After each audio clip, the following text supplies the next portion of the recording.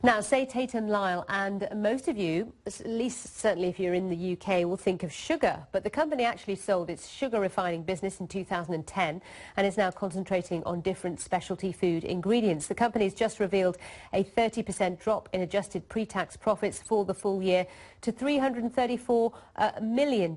Let's get the view of Andrew Latto, senior analyst at Fat Profits. Nice to see you, Andrew. So we weren't expecting the best of news, and this is a company that's had a very difficult 12 months, falling out of the FTSE 100, several profits warnings, share price tumbling significantly. What does today's news tell us about Tate and Lyle? Well, as we said, 30% fall in profits, essentially showing that there's very, very strong competition for Splenda, which is one of their key specialty ingredients brands, and also factors such as lower commodity prices affecting bulk ingredients. And then lastly, logistical issues in the business. What today's results show is that perhaps they're now drawing a line under these issues as they expect profits to be flat in the year ahead. So what about the plans of the chief executive, Javed Ahmed? He's been at the helm for quite some time. He announced in February this year a big strategy shift. A lot of pressure on him right now to deliver, isn't there? That's right. In February they had a profits warning, and then in April they announced that they would sell out of European bulk ingredients and consolidate their Splenda manufacturing base, so closing a plant in Singapore and leave them with just one plant in the US.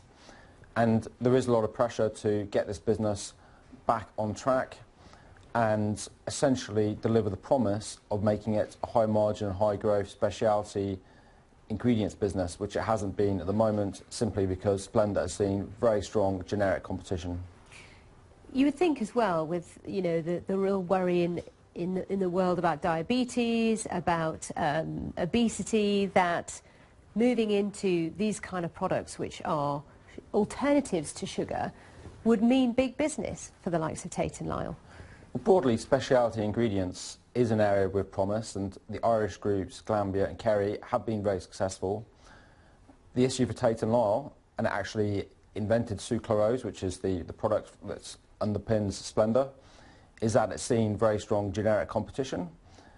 Chinese companies have come into the market in 2009, and that's caused prices to fall, and what has been a high profit business for them has now actually become a loss-making business. Do you think it was the wrong thing then to move out of the sugar refining business, which is what we all think Tate and Lyle does?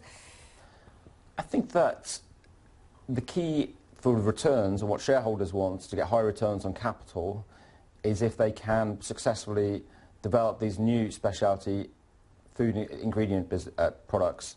So sugar refining is never going to be a high margin, high return business. The promise is specialty ingredients, so it does look like the right strategy, although clearly it hasn't delivered to date. All right, well thank you very much, Andrew, for coming in, talking us through the outlook for Tate and Lyle. Results just out.